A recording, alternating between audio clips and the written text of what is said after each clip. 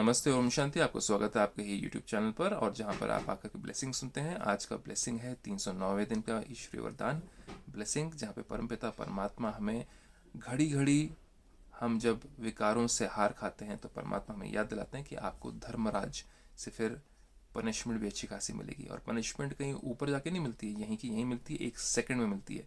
और कलयुग में बहुत जल्दी ही पनिशमेंट मिलती है हमें, फटाफट अपने विकर्मों की। तो देखें, बाबा कहते हैं कि आज के वरदान में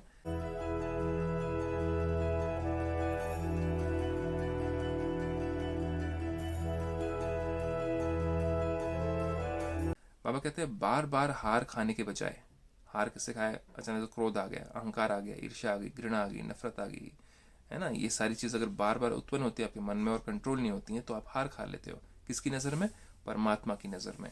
तो बार बार हार खाने के बजाय बलिहार जाने वाले, बलिहार किस पे जाना है? परमात्मा ने गाइडेंस दी हुई है, हर दिन हमें सिखाते हैं, हर दिन हमें सद्बुद्ध देते हैं, विजडम देते हैं, विवेक देते हैं कि बच्चे ऐसे क्यों नहीं करना है, ऐसे कैसे करना है, क्या सोच करके कर्म करने हैं। तो बाबा हमें बार बार वो सिखाते हैं ताकि हम क्या करें, हम धर्मराज से पनिशमेंट ना खाएं।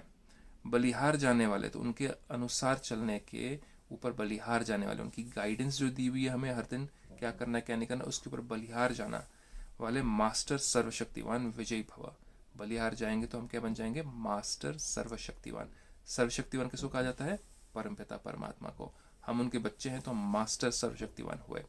वो मास्टर सर्वशक्तिवान तभी होंगे, परमात्मा कहते हैं, जब आप अपने मन, बुद्धि और संस्कार को कंट्रोल कर लोगे, तभी आप मास्टर सर्वशक्तिवान कहला सकते हो, जिसके लिए हमें ज्ञान की जरूरत होती है। विस्तार में चलते हैं। स्वयं को सदा विजयी रतन समझकर हर संकल्प और कर्म करो तो कभी भी हार हो नहीं सकती। अगर अपने आप को हम विजय रतन समझते हैं, लेकिन अगर उसमें लोभ है तो परमात्मा कहते हैं तब मैं तुम्हें मदद नहीं करूंगा। और उसके अंदर अहंकार है, ईर्ष्या है, घृणा है किसी के प्रति, और तुम कर्म करना चाहते हो, तुमने संकल्प किया है कि मैं आगे बढ़ के दिखाता हूँ ईर्ष्या के फलीभूत, तो परमात्मा कहते हैं उसमें मेरी मदद नहीं मिलेगी। फिर तुम मास्टर सर्वशक्तिवान नहीं हो, फिर तुम अपने आप से ही करोगे वो कर्म और उसका फल भुगतोगे। लेकिन अगर हमारे अंदर गुण है, हमारे अंदर विवेक है, और उसके द्वारा हम कोई संकल्प उत्पन्न करते हैं जिसमें सबका भला होता है, तो जाकर के मैं तुम्हारी मदद करूंगा और तुम मास्टर सर्वशक्तिवान बन पाओगे और तुम्हारा मन तुम्हारे कंट्रोल में रहेगा। लेकिन जहाँ अहंकार, ईर्ष्या है, घृणा है, वहाँ पे मन कभी कंट्रोल में हो ही नहीं सकता है। तो इसमें भी कंडीशंस अप्लाई हो जाती हैं।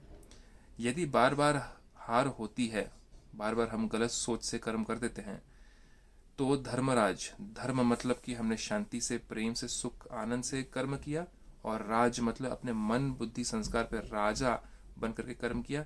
यानी कि मन, बुद्धि लोभ में भटक गई, अहंकार में भटक गई, वो फिर राज नहीं हुआ, ना धर्म हुआ और ना राज हुआ। तो परमात्मा कहते हैं कि धर्मराज की मार खानी पड़ेगी। अगर बार बार हार खाई तो मार क्या है? मार तो अभी की अभी मिल जाती है। बुरा कर्म करते हैं, अभी अशांति हो जाती है, रात को नींद नहीं आती है, शरीर में पीड़ा होती है, हार्ट में पैल्पिटेशन होती है। ये सारी चीज़ें होना क्या है? यही धर्मराज की मार है कि मार खानी पड़ेगी, और हार खाने वालों को भविष्य में हार बनाने पड़ेंगे। तो किसी ने अगर जीत पहनी होती है तो वो नंबर 1 होता है, फिर नंबर 2, फिर नंबर 3 आता है। तो फिर क्या होगा? हमें अगर हार खा ली हमने, तो नंबर 1, नंबर 2, नंबर 3 को हमें क्या करना? हार पहनाने पड़ेंगे। मतलब कि आप नीचे हो गए, वो उच्च स्थिति में हो गए। फिर बाबा कहते हैं हार खाने वालों को भविष्य में हार बनाने पड़ेंगे। द्वापर से अनेक मूर्तियों को हार पहनाने पड़ेंगे, मतलब कि हमें बहुत भक्ति करनी पड़ेगी। बहुत भक्ति करना मतलब क्या होता है? हमने बहुत पाप करे हैं तो हमें बहुत ज़्यादा भक्ति करनी पड़ रही है ना। तो परमात्मा कहते हैं आपके ऊंचे ऊपर जो होंगे, जिन्होंने विजय पाई थी इनके ऊपर, आपको उनके ऊपर भी हार चढ़ाना पड़ेगा। मतलब आप नीचे हो गए, वो ऊपर हो गए। इसलिए द्वापर से बहुत भक्ति हो जाती शुरू।